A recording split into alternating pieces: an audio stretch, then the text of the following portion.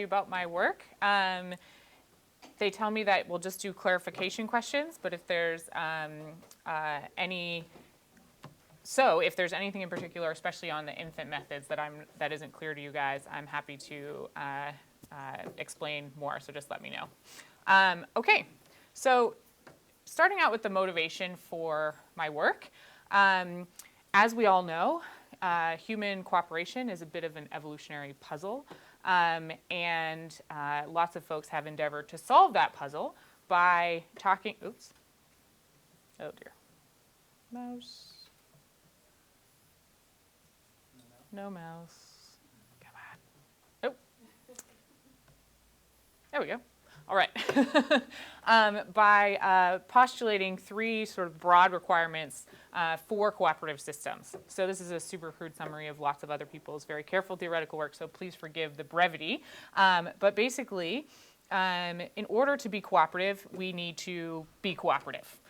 So we need to have maybe goodness, the motivation to care about others, cooperate with others, and help others out despite potential cost to the self. So the motivation to do the cooperating in the first place.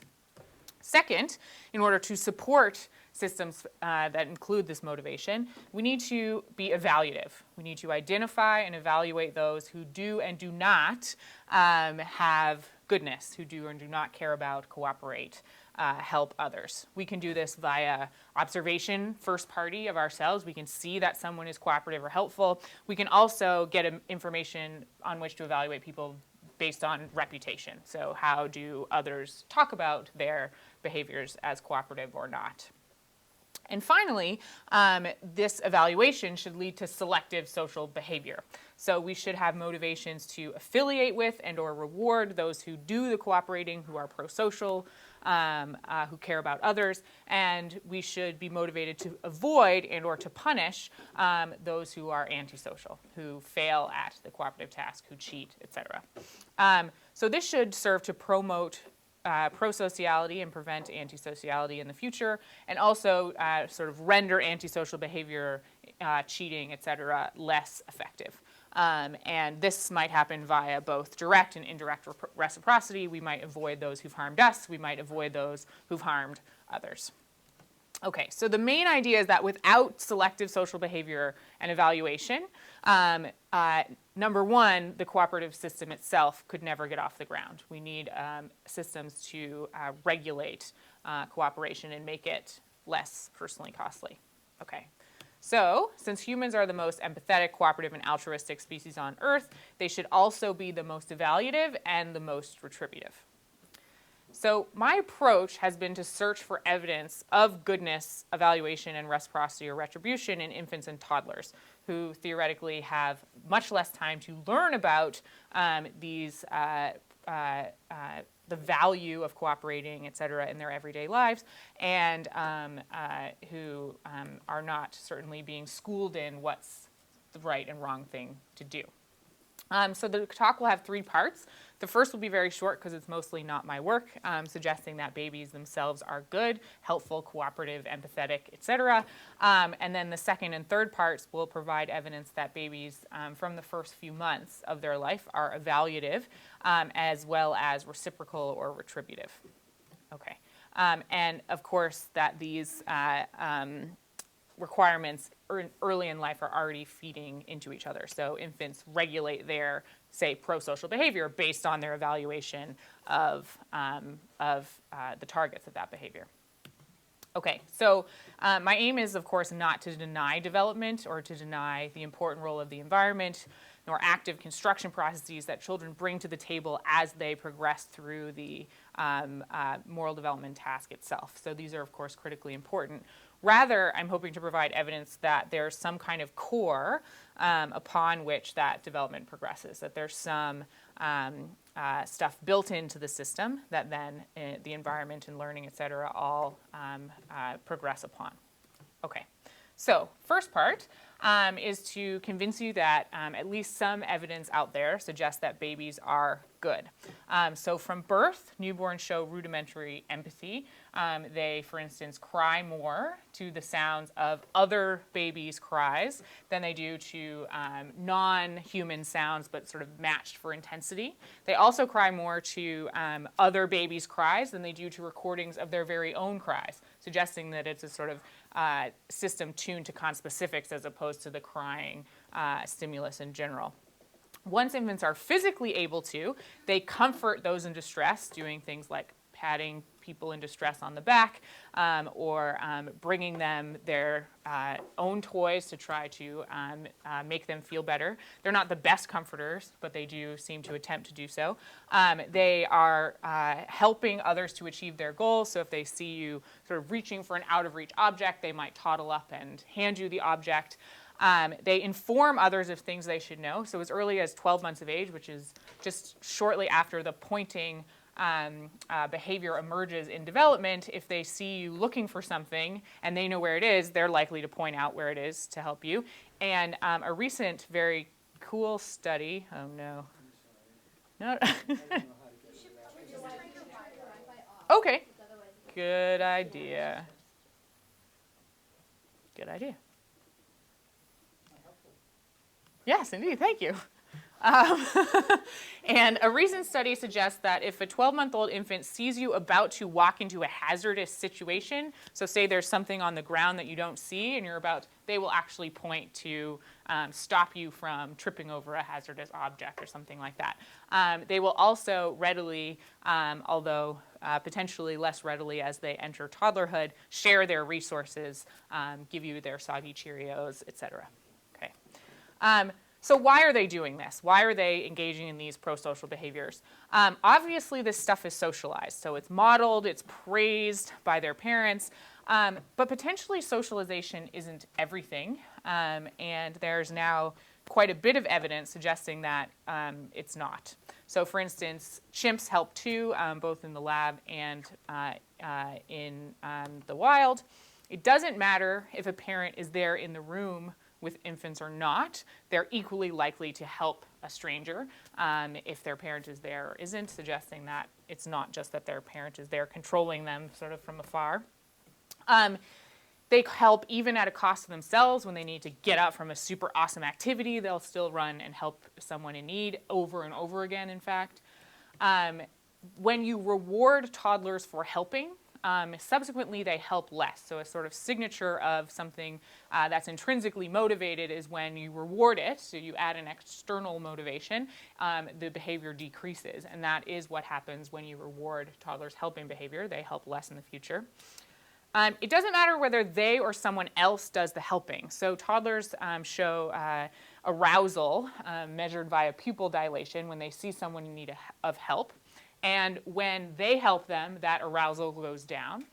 And that arousal goes down to an equal extent when they see someone else helping the person. So it doesn't seem to be that they want to run up and do the behavior or do the nice thing. They actually seem to be motivated by a desire that the person receives help from them or from someone else. And finally, work that I've done with collaborators at UBC studying the warm glow that we get from prosocial behavior. Toddlers, as early as 20 months of age, show more positive affect in their face. We basically rate how happy does this infant seem after they've given treats away than after they've received treats themselves. So this is a toddler giving a treat to a monkey puppet. And they show the greatest happiness boost from giving their own treats away. So we can have them give treats that aren't there, so aren't costly to give away, and they are happier than when they're receiving. But they're the happiest of all when they're giving away their own stuff. So the real sort of costly giving, suggesting that there's some emotional rewards from engaging in these behaviors even in the first 2 years. Okay, so that's my evidence that toddlers, that infants and toddlers are helpful, prosocial, cooperative, etc. So now I'm going to go into the work that is sort of 90% of my research, suggesting that they evaluate others for their prosocial and antisocial acts. the nice thing about this is that we can ask about infants' evaluations much earlier than we can ask about their overt behavior. So to organize yourself physically to go up and help someone is something that simply can't happen that early in development. But we can show an infant, say as young as 3 months of age, we've got a 2-month-old study going on right now, these sorts of puppet events and see which puppet they prefer afterward. Okay, so I'm just going to show you some of the events that we show infants. And a lot of the studies I'll be telling you about involve variations on these events. So I'll just show them to you in series right now. Okay, so there's always a character with an unfulfilled goal. So in this case, his goal is to climb up this steep hill.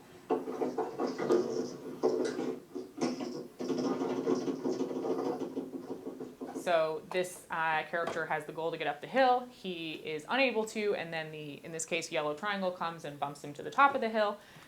In alternating events, infants see the same unfulfilled goal.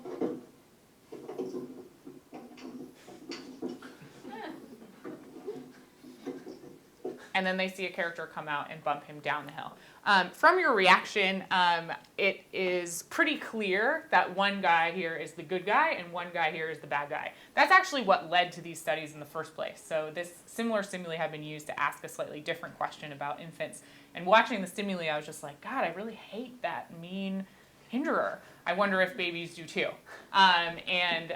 It's pretty compelling, the sort of reaction. I still get that reaction even though I've seen these probably a million times. Okay, so here's another unfulfilled goal event. There's a character who's playing with his ball. He drops it. He asks for it back. Well, that's what this is supposed to look like. One character rolls the ball back to him.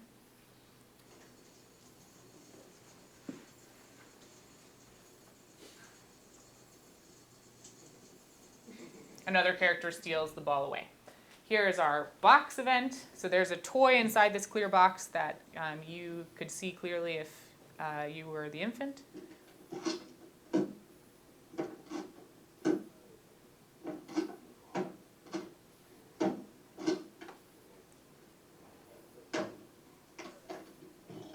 One character runs up and opens the box. On alternating events, the other character comes and slams on the box. And so for all of these, we counterbalance across infants which color is the nice puppet and the mean puppet, what side the nice puppet's on, what order the nice puppet goes, etc. And simply ask infants to choose between them. So here is a 6-month-old infant choosing between the hill stimuli puppets.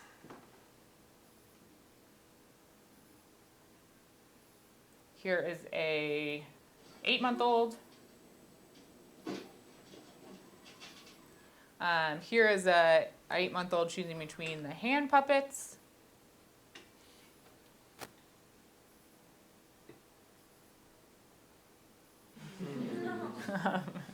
That happens sometimes. Probably like 5 or 6 times in the last 5 or 6 years, but it's always cute. The very youngest age that we've studied thus far is 3-month-olds. And 3-month-olds are too young to reach for stuff yet, so they actually don't raise their hands to reach. But they do very clearly show visual preferences, so they can look back and forth between two puppets. So with that, we are able to get sort of a continuous measure of how many seconds infants look at the nice puppet and the mean puppet, as well as sort of did they look longer at the nice or the mean as a comparison to did they choose the nice or the mean. Here's kind of just what that looks like. You can see her head's pretty floppy, but she is able to look back and forth, and we can code that very reliably. Okay, so I'm just going to show you results from about over 10 studies here, and these are the oldest infants, and the youngest infants are down the other side, and they're with all of the stimuli that I've shown you. And I want to show you them together just so you can see how robust these effects are. So infants are very likely to choose or look longer at the prosocial versus the antisocial characters. They don't show any differences based on which study they see, which set of stimuli they see. They don't show any differences based on age. So a 3-month-old shows the very same effect size as a 10-month-old. We also do looking. So you can see the 3-month-olds, we have to do looking because they can't do reaching. But we can also do looking with older ones. We just hold them farther back so they can't actually reach for them, which kind of pisses them off. But and they show the very same effects with looking and with reaching. So we think that they're tapping the same preference, and that it's a pretty robust preference. They are seriously into nice guys as opposed to mean ones. Okay.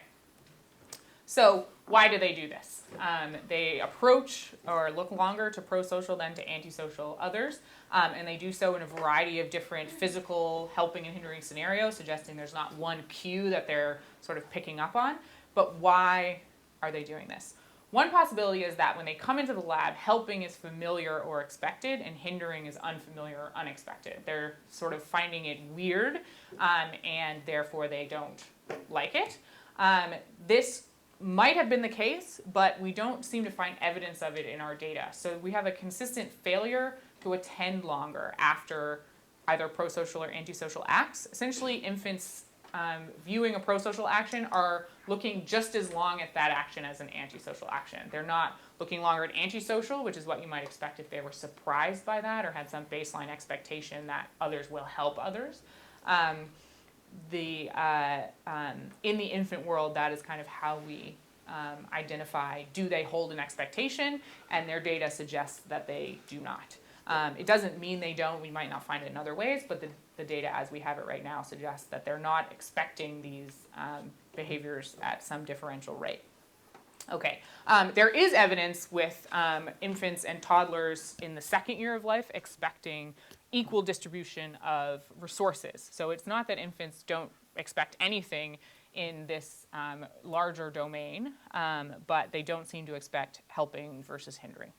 Okay, so one of my students is looking at their infants' emotional reactions. So after you see a helpful or unhelpful event, you could imagine that infants are feeling more positive after they see helping than they are after they're seeing hindering, and that emotional reaction is leading them to prefer one character to the other.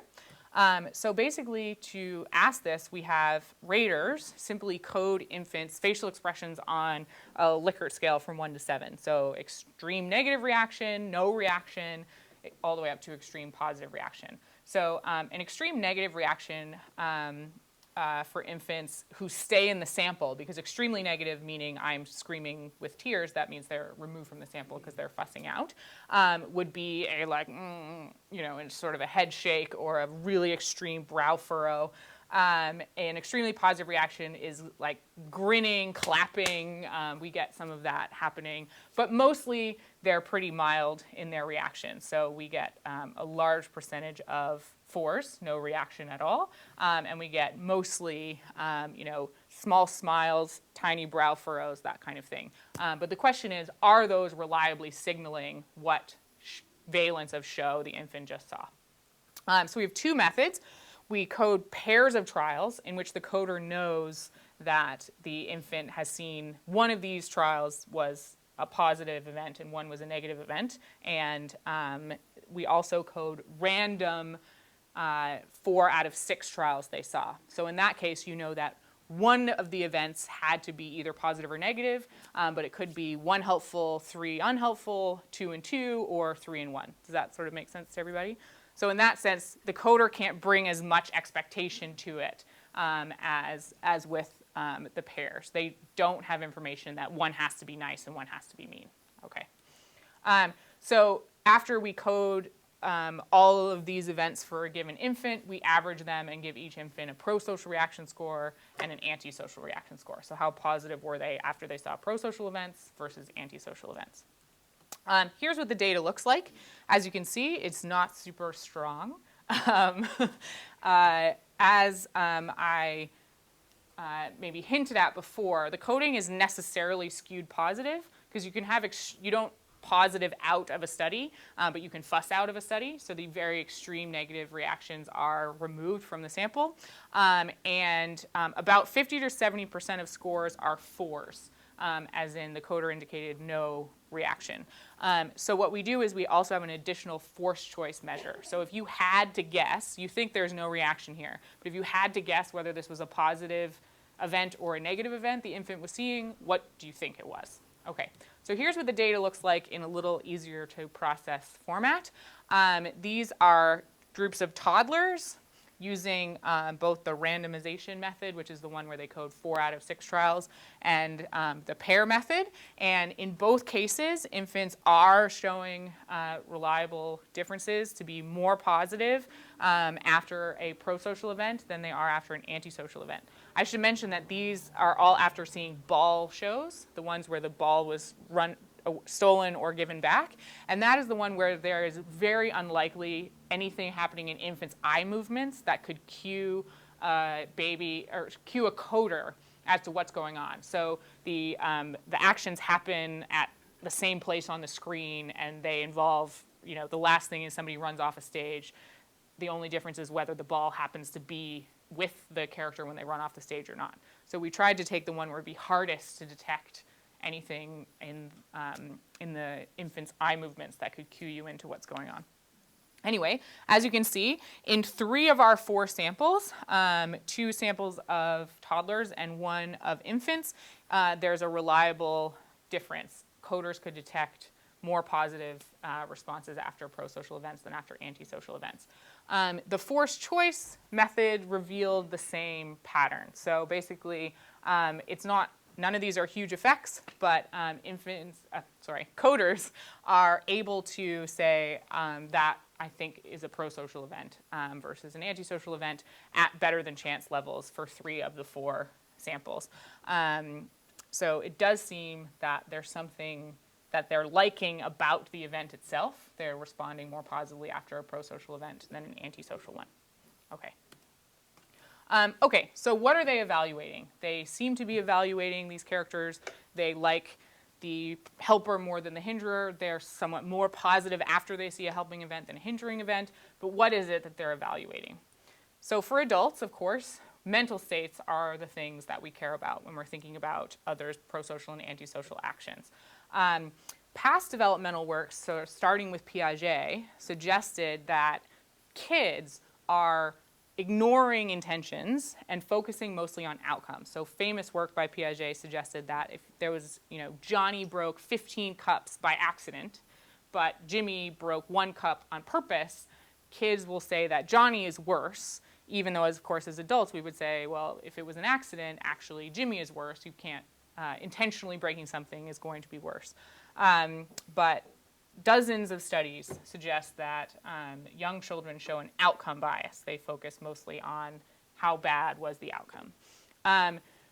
All of the work that I've shown you thus far, the intentions to help and the outcomes, the protagonist being helped, are confounded in these studies, right? So the helper tries to help, that's good, and the outcome is helpful, that's good, right? So in the next several studies I'm going to show you, we've essentially pulled intention and outcome apart in different ways.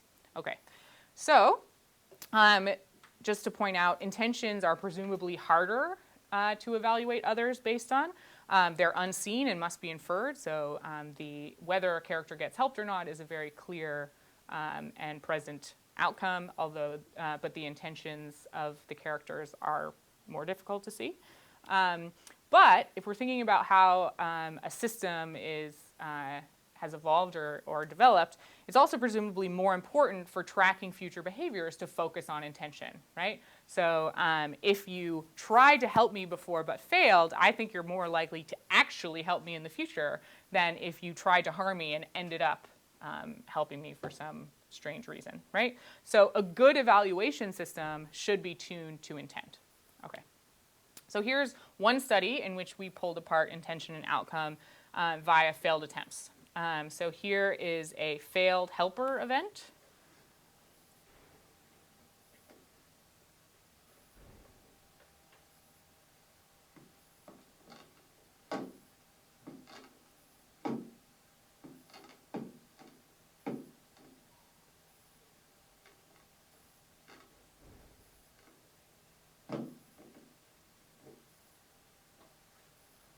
Okay, so he tried to help the guy, and then they both failed, leading to a negative outcome. Here's a failed hinderer event.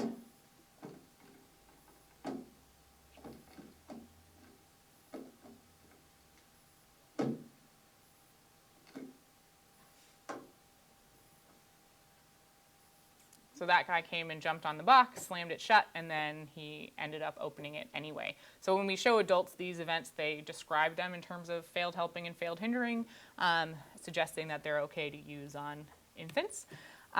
Okay, so here's the design. We have 3 sets of conditions with both 8 and 5-month-old infants. So in set 1, we asked, can infants use intention? So we equated outcomes and had only intentions differing. So they saw someone try but fail to help someone, so there's a negative outcome, versus successfully hinder someone, so there's a negative outcome. Other babies saw someone try and fail to hinder someone, so there's a positive outcome, i.e. the protagonist gets his goal, versus successfully helping someone, so there's a positive outcome. Okay? In set 2, we pit intention versus outcome. So the 2 videos you just saw would have been what babies in that condition viewed. A failed helper tries to help, bad outcome, versus a failed hinderer tries to harm, good outcome.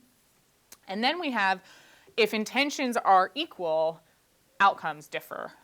So is it better to successfully help someone versus just to try and fail to do so?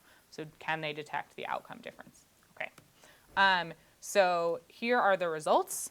In the 2 conditions in which we essentially equated outcome and just pit intentions against each other, infants showed very robust tendency to prefer the successful helper over a failed hinderer, and to prefer the failed helper over a successful hinderer.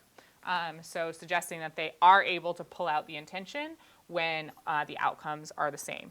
But what you might be thinking is, well, we already know infants like successful helpers and dislike successful hinderers, so maybe it's just they're ignoring the failed characters and going for what we've already shown that they do. But when we pit failed helper versus failed hinderer, they show the same tendency to prefer the nicer character, the one who tried to help. Interestingly, when we pit outcomes against each other, so a successful helper over a failed helper, or a failed hinderer over a successful hinderer, which would be who we think are better. We might also think that successful characters in general are better. We find no evidence for either effect. Basically, unless the intentions differ, infants show no significant preference for helpers or hinderers. Yeah, so essentially this somewhat preference for a helper, not significant. There's no significant interactions there, and also essentially the effect size is such that we don't think it would come out if we raise the sample size significantly, although it is possible that if we had a much larger sample, that would be a significant difference there.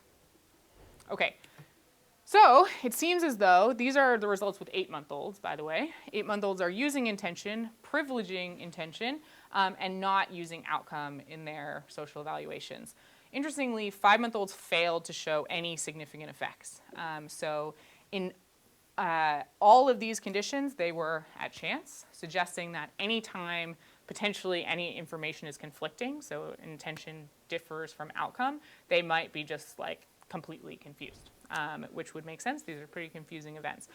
In this study, we went back and replicated the basic preference for helpers over hinderers in 5-month-olds when they're all successful, and they show that just as they always have, but they don't show any intention-outcome distinction differences.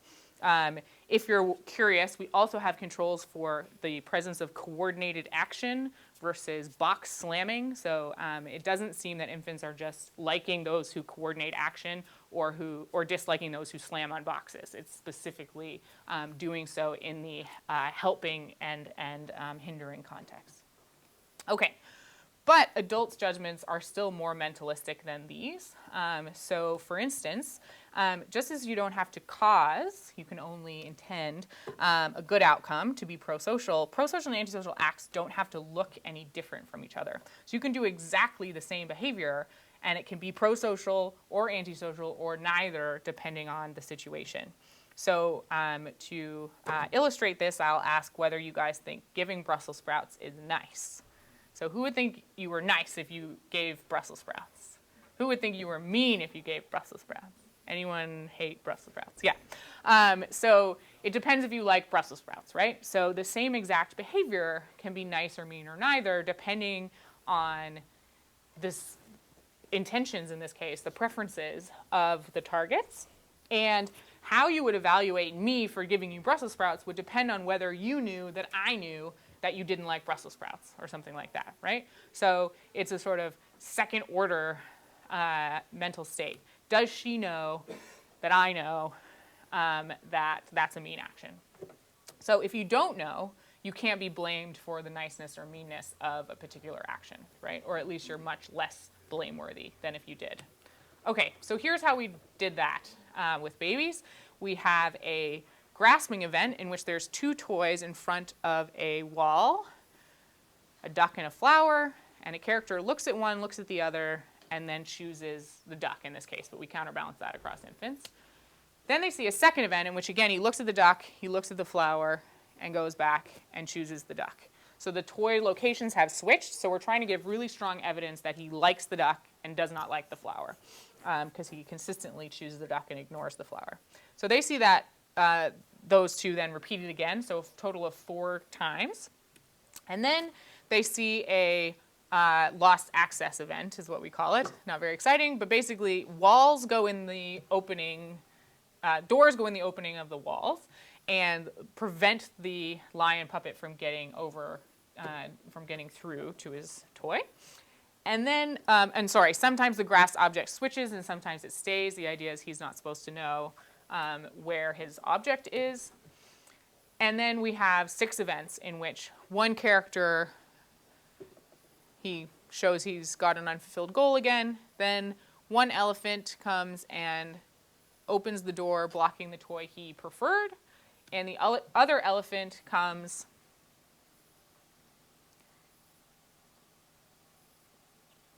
and opens the door, blocking the toy he did not prefer.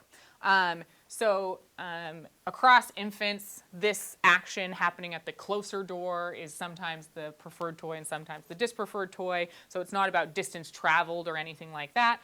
Basically, one character opens a door that is prosocial, gets him the toy he wants, and the other character opens the door, getting him the toy he presumably does not want.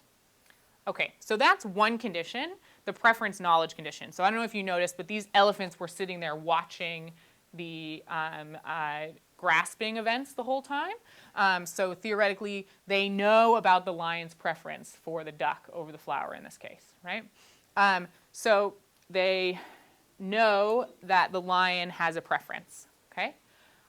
In a second condition, what we call the preference no knowledge condition, the elephants are not there watching the grasping in the first few events. So theoretically, they do not know what the lion's preference is, although the infants do know because they're watching the entire thing, right?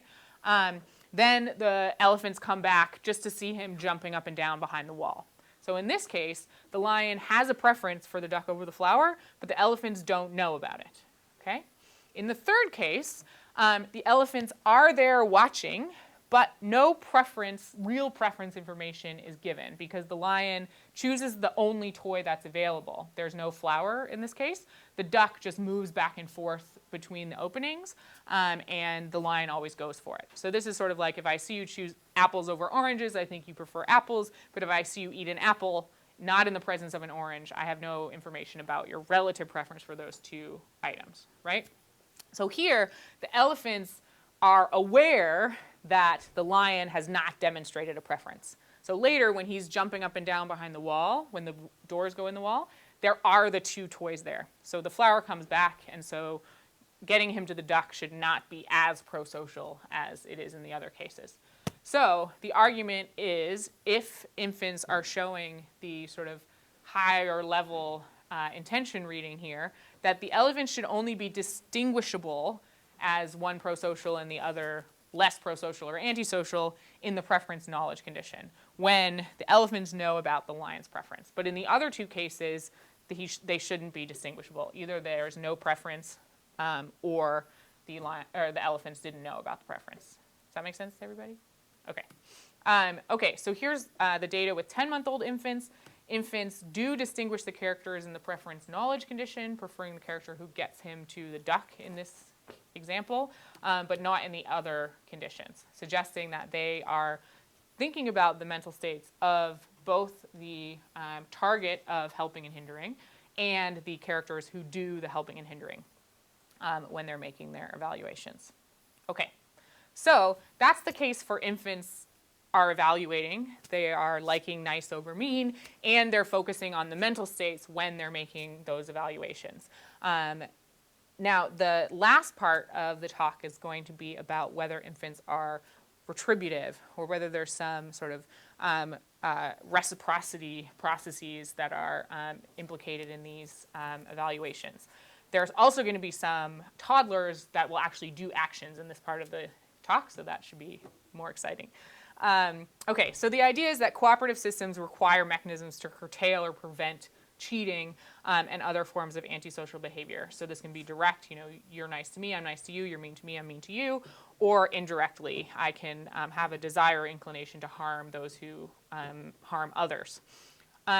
This also potentially requires viewing others' inherently harmful acts as good if I can see them as punishment. I can see the value of antisocial behavior in context. So for instance, I might like punishers. I might like them because I see punishment as justified or good, or I might have a process like the enemy of my enemy is my friend. So if you're doing something bad to someone I dislike, I think, oh yeah, we agree, that guy's a jerk, that kind of thing. And then on the second order, we may also have the desire or inclination to punish or reward those who reward and punish others appropriately. So sort of second order problem is that if you take a cost to yourself to punish someone who's been bad, then you are in some sense good and maybe you deserve reward, something like that. Okay? So I'll try to show you studies showing all of these things in the next 15 minutes. Okay. So the way that we look at whether babies are retributive is with toddlers actually asking them to reward and to punish, or to direct prosocial behavior toward a prosocial or an antisocial guy, or antisocial behavior toward a prosocial or an antisocial guy. So here's how we do this. So we train infants to give puppies treats by basically saying, oh, these are my puppy friends, they love treats, here they are, and then, you know, give one puppy treat, yum, yum, yum, yum, yum, thank you, can you give more puppies treats? And we do this 5 times because some toddlers are quite shy and don't want to do it. By the end, all the toddlers love giving puppies treats. They're super into it. Then we show them a puppet show where there's more puppies that are nice or mean to a third party. Half the toddlers saw the box show that you guys saw, the trying to open a box, and half saw the ball show that you guys saw. And then we have a scenario where there's more distribution happening, and it's like reward or it's like punishment. So I'll just show you the videos of this because they're much cuter than me explaining it, and please excuse my infant-directed speech. Okay. Hey, Elisa, remember these guys from the show? Yeah? Okay. I'm going to give them some bowls so we can give them some treats. Will you help me give them some treats? Yeah? Okay, let me get their bowls. You wait right there. Yeah, you can get them. Yep. Mom has her eyes covered because we asked moms to close their eyes for all of these events. Here are their bowls. We're going to give each puppy a bowl, okay? It's a bowl. It's a bowl. Now let me get their treats, okay? Uh-oh. Anissa, look. There's only one treat left. There's only one treat. We need to decide who to give it to. We can give it to this puppy or to this puppy. We can give it to him or to him. Can you help me decide who to give it to? That puppy? Okay. Okay, so pretty clear choice. She gave it right to one of the puppies. Happened to be the prosocial puppy. Here is what we call punishment, and Are these guys from the show? it's very similar. Yeah, I know, I'm going to get them some treats, okay? Let me get their bowl so we can give them some treats. Okay. Here we go. Here's a bowl for this puppy, and one for this puppy. And here are their treats. All right, and that's great. Now they both. Uh-oh. Uh-oh, Cody, look. Well, look what I found. I found a puppy who didn't get a treat. Look, his bowl is empty. Yeah, I know. Look, I think maybe we need to give this guy one of these guys treats. We can take a treat from this puppy or from this puppy and give it to him. We can take a treat from him or from him and give it to this puppy. Can you help me decide who to take a treat from? Which treat would you like to give this puppy? That one? Okay, good job. Okay. Well done. So basically, we just see who they take a treat from. So here are the data. In the give a treat condition, which is something like reward, they're more likely to give to the helper versus the hinderer. But in the take a treat condition, which is something like punishment, they're more likely to take from the hinderer than from the helper. So basically, the idea is that when we force infants to do something positive, like give, they do it to the character who was nice to someone else before. When we force them to do something negative, like take, they do it to the character who did something mean before. Yeah? This only applies to the give a treat condition, but I just noticed that little girl was reaching for the puppet before, and so I'm wondering, did you look at how often they were reaching first, and did that predict their... Then it becomes just kind of like the other experiment, if you know. Right. So the idea is something like, when we started this condition, or this study, we were sort of thinking, we know infants approach prosocial others, and so the give a treat condition would, if only this condition had worked, this would not have told us much more than they approach prosocial others. And so the take a treat condition is important, showing that they are willing to approach antisocial others to do something negative to them. But we didn't systematically look at the pointing and reaching and stuff. I imagine that if we did, it would probably turn out like you're saying. There was a lot of, they're super excited about this game, as you could probably see. Like when I would go behind the curtain, they're like, yes, bring me the treats. So my sense is they were getting ready to give a treat to the nice puppet in both conditions. And then when I came out and said, oh, actually, we want you to take that, I clearly made them adjust their behavior. Yeah. But importantly, they might have been simple valence matching. So basically, we asked them to do something positive. They directed towards somebody who was involved in a positive event. We asked them to do something negative. They directed towards somebody who was involved in a negative event. So importantly, the causal role in valence acts that you play is critical for your deservingness, right? So only agents of prosocial behaviors deserve reward, not patients, right? So here's your typical antisocial event. Here's the character trying to open the box. Here's the character preventing that from happening. So he does the bad behavior and deserves the punishment. He receives the bad behavior and certainly doesn't deserve punishment, although he's also involved in a negative action. Does that make sense? So it's valence matching that infants are doing in a situation in which we have one character who was helped by someone else and one character who was harmed by someone else, and we ask them to distribute treats. They should continue to match valence. They should give treats to beneficiaries, and they should take treats from victims. So we ran that study, and we found actually quite the opposite, that more infants gave a treat to a victim, although not significantly so, and a significant number of infants took a treat from a beneficiary, suggesting they're actually avoiding taking from someone who's been harmed before. This is consistent with another paper in developmental psych suggesting that infants feel sympathy for those who've been harmed and potentially avoid doing mean things to them. But regardless, this pattern suggests that it wasn't simply valence matching that they were doing. We were forcing their behaviors, but they weren't just being forced along valence dimensions in a sort of very simple way. Okay, so before infants can perform reward and punishment behaviors themselves, we can ask how they evaluate others who do so. So basically this study is we're going back to infants who don't have the physical capacity to perform these giving and taking behaviors, but we can show them, here's a character who did reward a nice guy versus punished a nice guy, or here's a character who did reward a mean guy versus punished a mean guy. Okay? So this is a 2-act puppet show. So now infants are seeing box events, and then they're seeing ball events. So first there's a protagonist who tries to open a box, and then he is helped to open the box by the helper and prevented to open the box by the hinderer.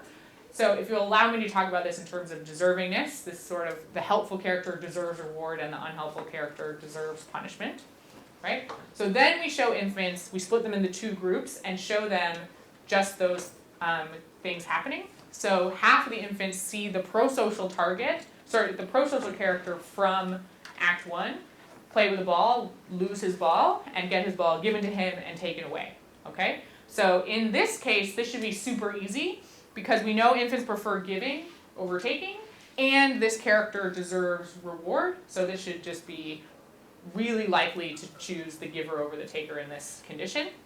In contrast, when the character who drops his ball was mean before, and then has his ball given back to him versus taken away, this should be potentially more difficult. So we're pitting the sort of local valence of giving versus taking against the sort of overall context of that guy potentially deserves punishment. Yeah?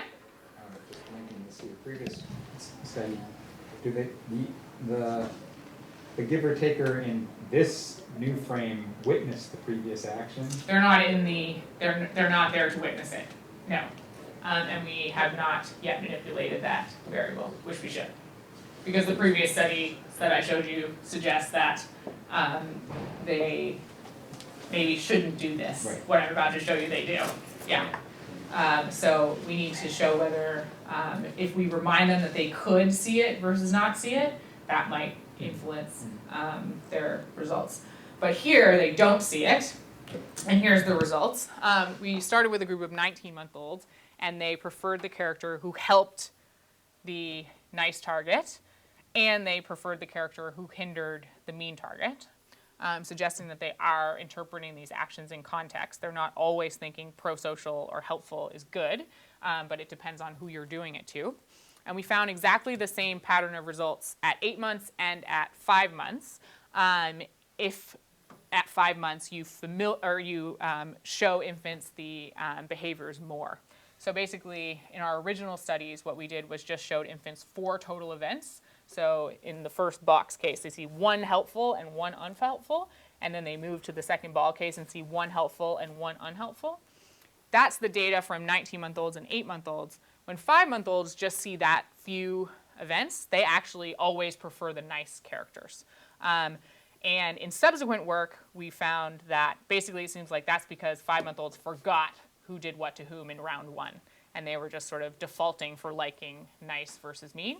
When we habituate them to the box events, so show them it was on average 8 total events, so seeing 4 nice and 4 mean in round 1. In round 2, if we just show them 1 nice and 1 mean, they show the same nuanced pattern that the older babies do. So it seemed like a developmental difference that we'd found is actually due to a domain general limitation of the younger babies rather than due to sort of, oh, this develops at between 5 and 8 months. Anyway, in all of these cases, we have the same victim controls that I mentioned for the behavior case, in which they don't prefer someone who harms a victim of previous antisocial behavior. They prefer someone who helps the victim. Okay. Quick side note, I framed it as reward and punishment because it's easy to say it like that. But that tends to require the intent of the punisher. So punishment is usually, I am doing this to you because I know you did something wrong to somebody else. And that is not at all clear. Your question is exactly this. That's not at all clearly what I showed here. We don't know whether the infant is assuming intent on the part of the punisher or not. But in other studies, we found that infants like those who harm those who, say, merely do not share the infant's own food preferences. So it actually might seem that infants show the tendency to think any enemy of their enemy is their friend. So if they don't like you simply because you're different from them, which previous results suggest that infants do, as do adults, as we know, that they like those who harm you over those who help you. They even like those who harm you over those who are simply neutral and don't do anything to you in these scenarios. So it seems like the enemy, my enemy process is pretty strong even in the first year of life. So that's just a quick side note. Okay, I'm going to try to tell you about, I have 2 more studies. You sure? Okay. 2 more studies.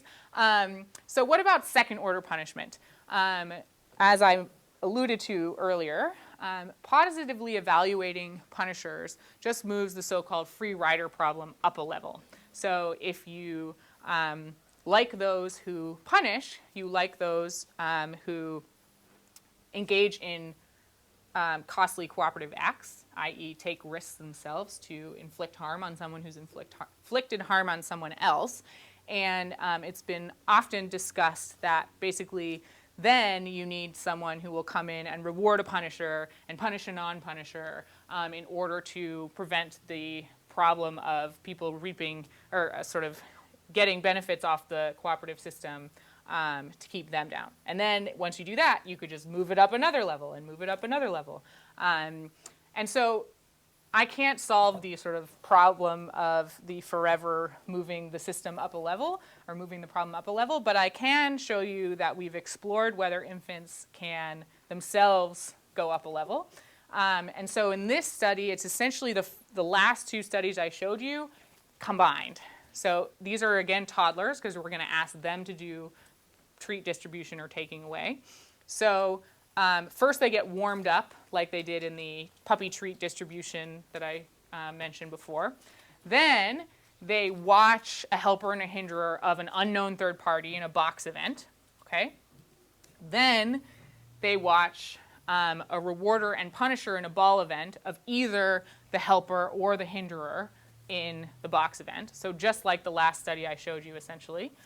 Somebody rewards or punishes a nice guy. Somebody rewards or punishes a mean guy, okay, of the helper or hinderer from phase 1. And finally, toddlers act. So they do the treat giving condition or they do the treat taking away condition, okay?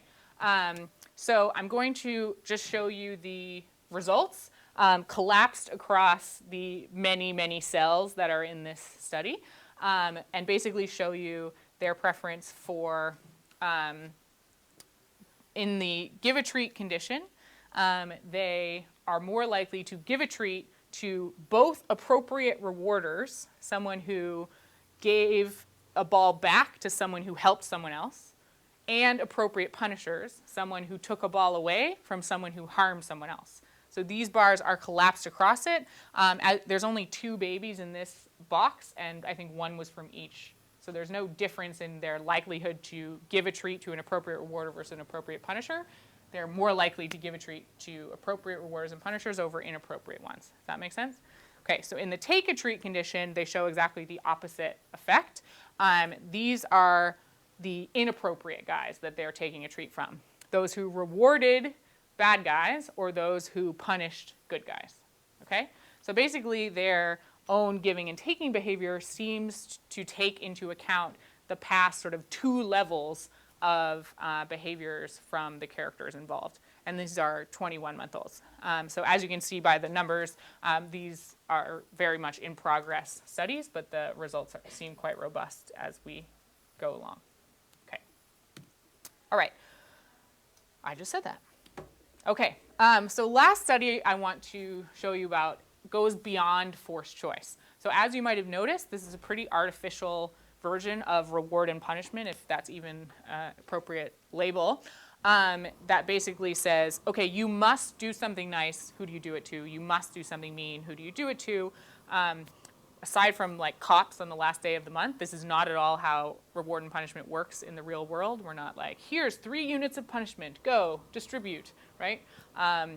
So in this study, we're trying to see whether infants will take it upon themselves to be nicer to nice puppets and meaner to mean puppets. So rather than choosing between 2 targets, there's just 1 target. and infants have to adjust their own behavior toward that target.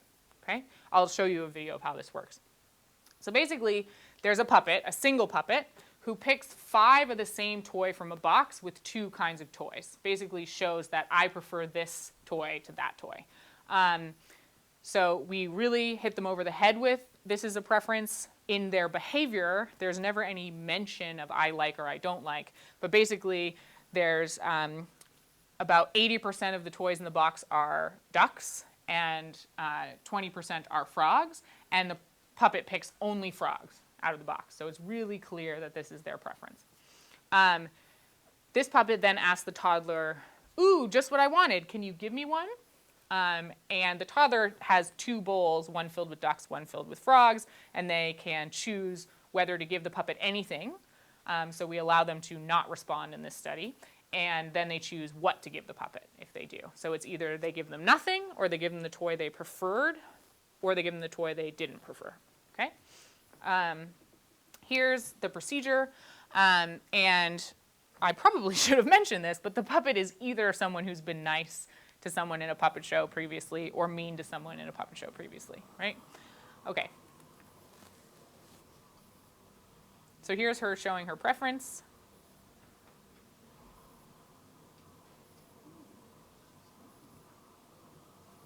She says, ooh, a frog.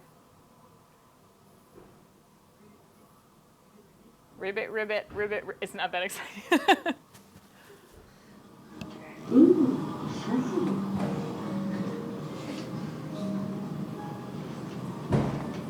Ribbit, ribbit, ribbit, ribbit.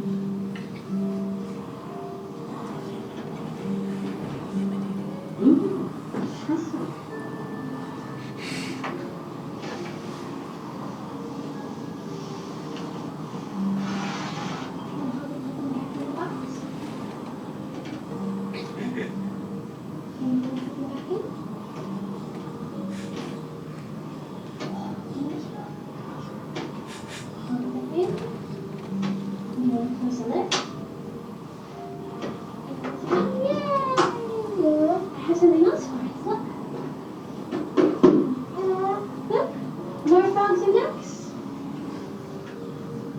Someone coming again.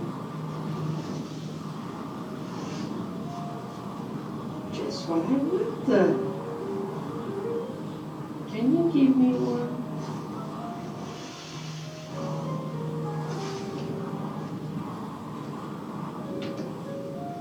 Thank you. All right, well done. Okay. So that's the procedure. As you can see, he clearly picked up the toy that the girl had not wanted and handed it over, handed a few over. So here are the data. Here's what they do when the target was nice, when the target helped someone before. They're clearly significantly likely to give the puppet a toy. Very few didn't. I think there's 3 babies in there. And when they do give the puppet a toy, they're more likely to give the toy that she expressed preference for through her reaching behavior. When it's the mean target, they don't show that effect. So they're significantly less likely to give the selected toy, and they're significantly more likely to not give any toy at all. We code how long it takes infants who do give to the mean target versus to give to the nice target, and they're equally fast to give when they end up giving. So it doesn't seem like they're just inhibited around the mean target or afraid of it or something like that.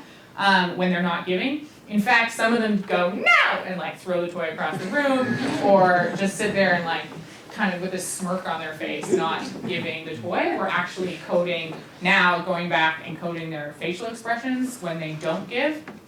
And babies are significantly happier, although it's only 10 in that group and 3 in this group who don't give. So we're right now just trying to boost our numbers so we can code this at sort of a reliable rate.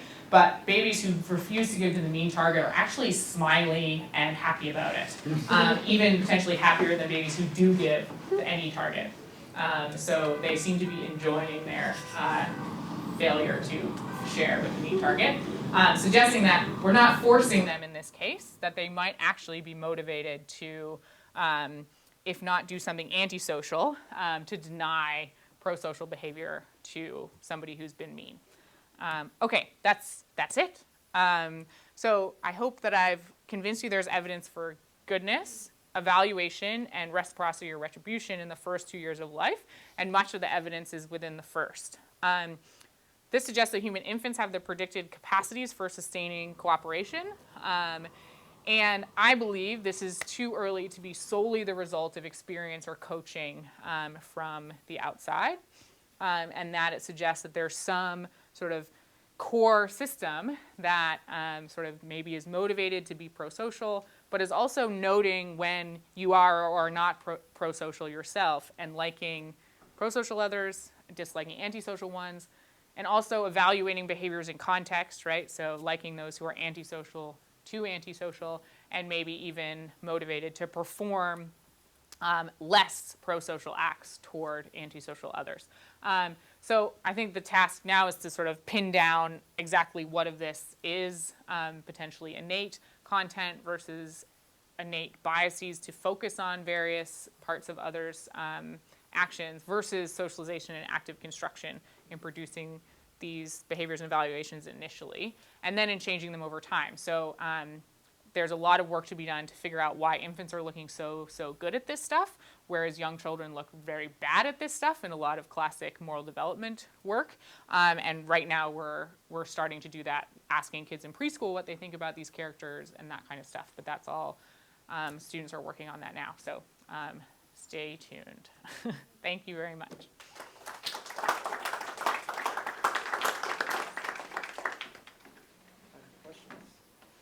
Yeah. Okay. I'm probably pushing you in the direction you're already going anyway, since you said you're collecting this for, well, it's not clear to me whether you're running the study with the common knowledge that is. Yes, we aren't currently running it, but we're currently replicating the original finding in order to run it next. So it's, yeah, I mean, if you want to make an argument for, well, not for, but congruent with any of the kind of standard models of the evolution of cooperation that rely on that. Yeah. It has to be, indirect reciprocity isn't sustainable without intentionality information, because you can't distinguish between selfish or spiteful punishment and moralistic punishment if you don't know what the history of the actor's previous interaction with others is. Yeah, absolutely. Yeah. So we are, that's the next step. My thinking is that in the study where I showed that knowledge matters, that I'm not sure that what this study suggests is that they wouldn't be sensitive to knowledge if we signal to them that it was a relevant dimension, because in that other study, there's a time when they're not there, and then there's a time when they are there watching. And so we're essentially showing them, look, there can be a time in which they're not there versus are there. And so we didn't do that in this particular study. And this study was run several years before the knowledge study was run. Yeah, it's hard to know what they assume, right? Right, exactly. So it might be that it's just enemy of my enemy is my friend. There's no sense in which there's any kind of intention reading on the part of this. They intend to respond to his behavior, etc. But I don't think we know that for sure yet, because this particular study didn't alert them that dimension might be relevant. They might have just assumed, these characters are coming in right after the fact and they're responding to them. Yeah, right. Yeah. I mean, they appear and disappear, and so who knows what else they know about the world. Exactly. Yeah. It's hard to know. Yeah. Yeah. Can you, just on that note, can you say a little bit about if it really is that they're able to kind of keep track of these other puppets' knowledge, how that relates to development of theory of mind, and like how when infants are actually able to realize that someone else doesn't have the knowledge that they themselves have? Right. So, about near 10 years ago now, an infant paper sort of potentially turned the whole theory of mind doesn't develop until 4 thing on its head, showing that with looking time tasks, sort of similar, simple, they were human interactions, but very simplified stuff like this, infants show longer looking when someone shows a error in false belief than when they show a true a good response in false belief. So basically in the Sally Ann task, if Sally goes where it actually is versus where she thinks it is, right? And subsequent studies have shown now, probably 15 times sensitivity to false belief in infants, even as young as 7 months. So there's still huge debates about what those studies actually mean and whether they're subject to different, very low-level perceptual biases, or whether there's a mid-level theory of mind that infants have that is not the sort of explicit one that develops at 4 or whatever. So what I think is that these results are consistent with the infant data, suggesting that they are sensitive to it as a dimension upon that sort of motivates others' behaviors, right? Because all the looking time studies are really showing is that infants can say, I can take your belief or your belief-like state into account when I'm thinking about what you'll do in the future. And I think that what this is showing is that infants can take your knowledge or knowledge-like state into account when evaluating your behaviors. So that's what I think it means. It supports the infants can use this, but it doesn't necessarily speak to the sort of what is different between infants and kids kind of issue. Yeah? One question came to my mind, and if you elaborate on it, I'd be interested, which is, assuming what you're saying is basically correct, that this is stuff that's in the infant's head before, from birth or something like that, rather than they've learned it through their experience. Is it that there's, in effect, a whole series of scenarios, for whatever reason, that are sort of being learned in this sense, or innate in this sense, and it's just simply, if it's this, I do this way, I learn that, or if it's this, I do it that way, I do from innateness. Or the enemy example suggests something else, which is not so much that there's a whole series of scenarios that are sort of hardwired in, but rather there's an evaluative mechanism that's hardwired in.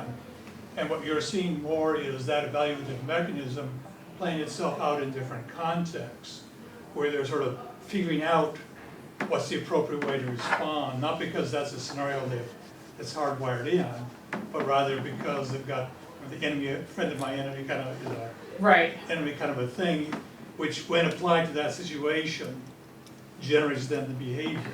Right. Do you have any sort of sense of Well, I whether think- in fact they more have a grammar of behavior, or they really are just learning, or what's innate are just very specific behaviors? So, exactly what these scenarios are tapping into in terms of what is in their head is a very hard question. I think that we can say what they're not tapping into. So I'm pretty confident it's no physical action that they're responding to. I'm pretty confident that it's something that applies to helpfulness more generally, because it's across all these different scenarios.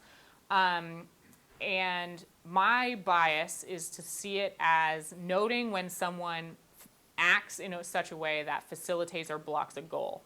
That a lot of past work with infants has suggested that goals and goal directedness is very important to young infants. And my read of this is, if you're interested in what others' goals are, and then you're seeing one individual facilitate them and one individual sort of prevent them, that's a really salient thing that can feed into your evaluation system. So I don't think there's any evidence that we have infants have a grammar for giving and taking events, or infants have a grammar for a specific version of prosociality versus antisociality. Rather, I think it has something to do with goal directedness and preventing versus facilitating those. Now, in terms of the enemy of my enemy thing, I think that all they need to do this is a pretty simple, okay, I've got the facilitating and blocking thing. That has to have some content. They have to understand goals in some ways to get this. But once they pull out the evaluation, if you're positive and you're negative, they can add on to that sort of at each level in a very simple way, right? So I think you're positive because you've helped someone else, and then someone harms you, that makes them bad. I think you're negative because you harm someone else, someone harms you, that makes them good. So that the the system by which we're getting these seemingly super complex evaluations that are sensitive to context and all this stuff may very well be pretty simple. They don't need to be thinking about necessarily why, you did the harmful behavior. It's not, I don't think it's a stupid system because, for instance, they're not just valence matching. It's not just, okay, something negative, good. They're noting the causal role of the characters and things like that. But I don't think it has to be this sort of grammar by which doing something good to someone good is good, or at a sort of high level. It might be, and I think we're going to do the studies to find out, but I don't think it has to be at this point. Yeah. So, and I'm cognizant of the camera recording where my fallible memory is going to plague me, I'm sure. But John Tooby and Lita Cosmides published a paper with one of their students. I think it was Max Krasnow, who was the first author. And they're taking aim at the kind of strong reciprocity argument and a variety of different group selection arguments for prosociality. And their claim is that people punish in order to shape the behavior of potential interaction partners. It's not to generate a public good. And so one of the results that they have in the paper, if I recall correctly, and these are college students playing economic games, is that people prefer to interact with partners whom they have previously punished over those whom they haven't. The explanation being, well, I've already showed that guy that he needs to play nice with me or it's going to cost him.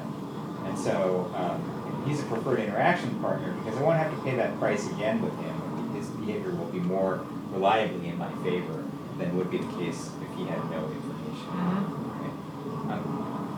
Based on, if we kind of distill down a bunch of the different things you said about the infants, it seems extremely unlikely that infants would do that, right? Yeah, we actually ran that study and didn't find it. So they don't prefer a punished bad guy over an unpunished bad guy, although we almost found it. So it was like a near there. Yeah, yeah. But when we find these effect sizes, they're pretty huge. So when we find weak stuff, I'm more likely to think it's not actually there. But maybe there's a very weak thing there. But yeah, that would suggest, if they did do that, that would suggest that there's some kind of sense of that guy is going to behave better in the future after being punished. But yeah, we ran that study to see, and didn't find it. Yeah, not reliably anyway.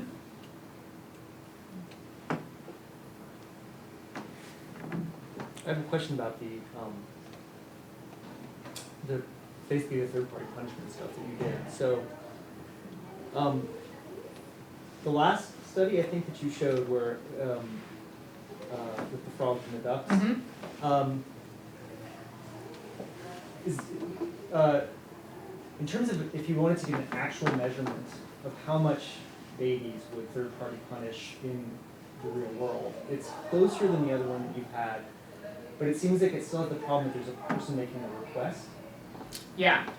I mean, we switched it to the is, puppet making a request versus yes, but yes, you're right. Because I mean, that elicits, that's sort of, there's the pragmatics of it, right? Mm-hmm. Like, please do something, and then of course you're right that they can say no, refuse to do anything. But presumably, if you were using that as a sort of measurement of the rate at which they do third-party punishment, it's going to overestimate. Oh, absolutely. The rate Yeah. at which they would do it naturalistically, as if there was some context in which a baby could punish in the real world. Yeah. I mean, so I guess what I'm getting at is it's interesting to see that when you put these choices on the table, you have evidence very early on that when they have to choose, they would rather the good person get something and the bad person might get something. But I'm wondering what you think of how this plays into debates about the distribution of third-party punishment in cultures around the world, where depending on what kind of models of evolution and cooperation you like, you could argue that there's pretty good evidence that second-party punishment is universal, but that third-party punishment is culturally variable, Mm-hmm. the degree to which people engage in it in adulthood. Yeah.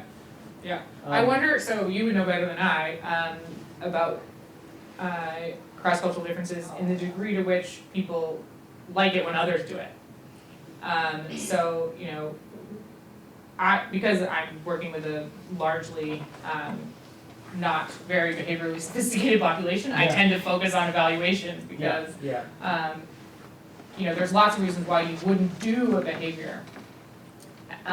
For instance, it's too hard, I'm distracted, Sure. you know, It's costly. it's costly, it's costly for reputational reasons, Right. whatever. So I would be curious about.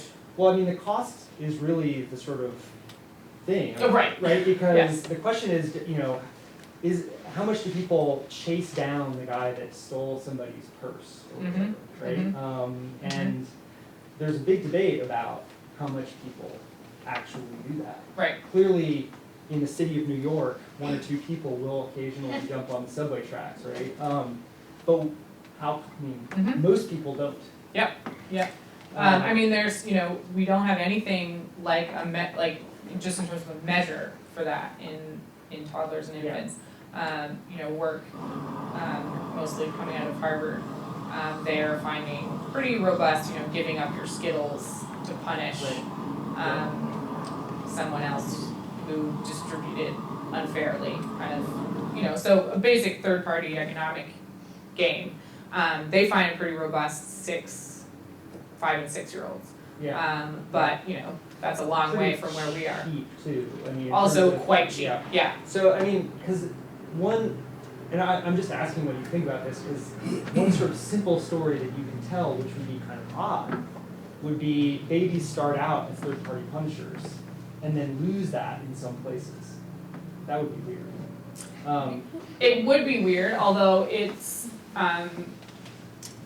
there's a lot of stuff that babies might do because they're not yet cognizant of all of the cost, Right? all of the, you know, for instance, they might be super thrilled about giving away their stuff early on. And then they get to hit 3 and they're like, oh no, other kids are gonna come and steal my stuff.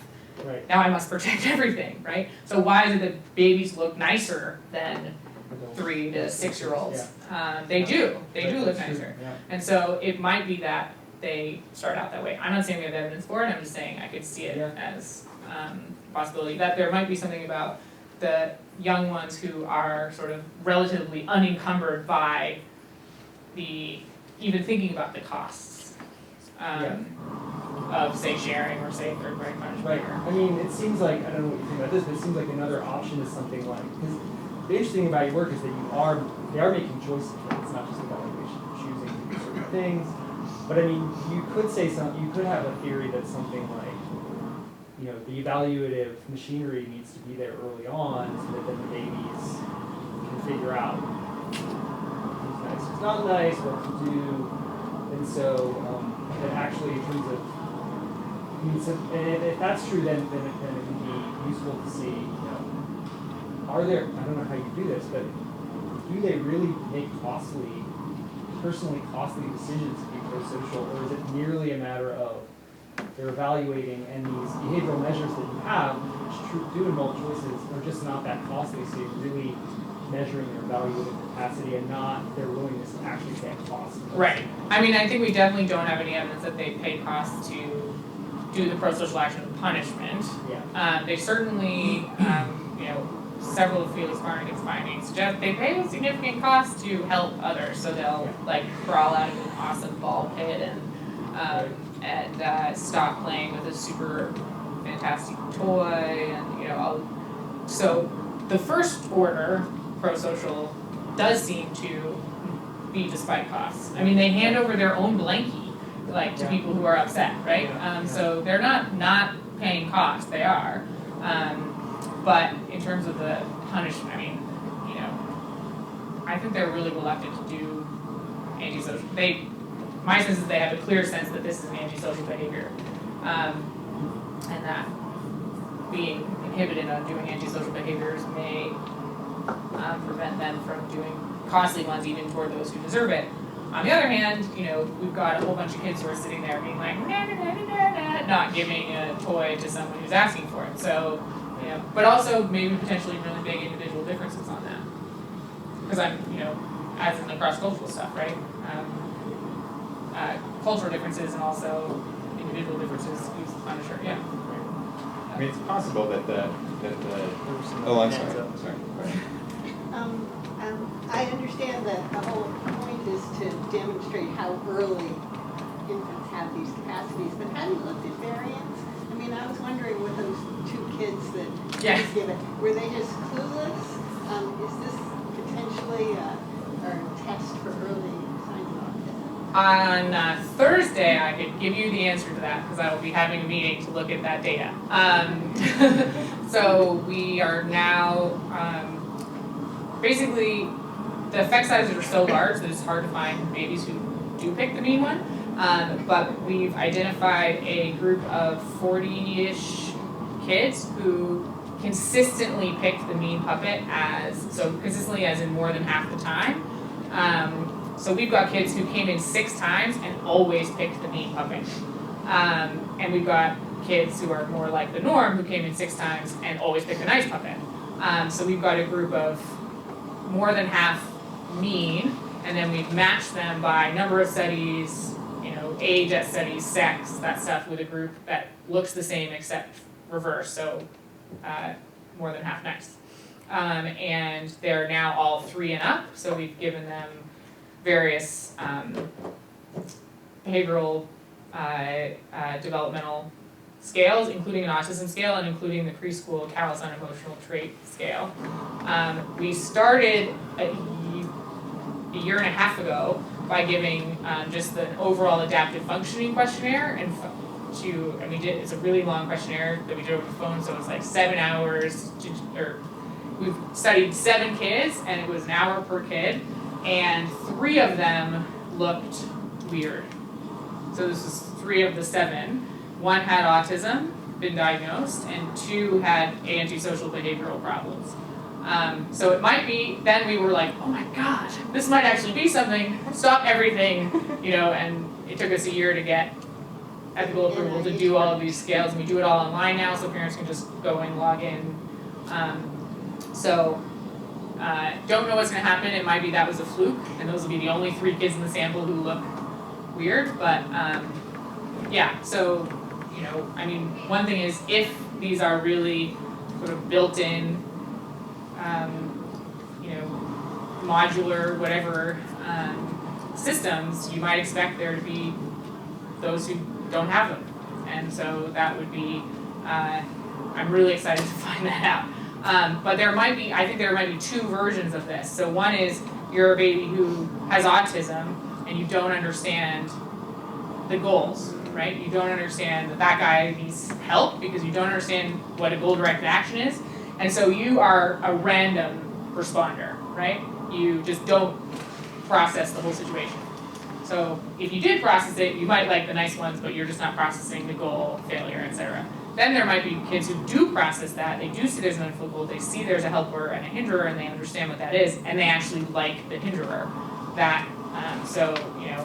But we've got probably 5,000 data points since I started at UBC, and only 45 kids right now have seen enough test conditions in the sort of basic nice mean to be kids who could be identified as more than half the time picking mean. So to find this stuff out will be quite a process, but the first step will be Thursday.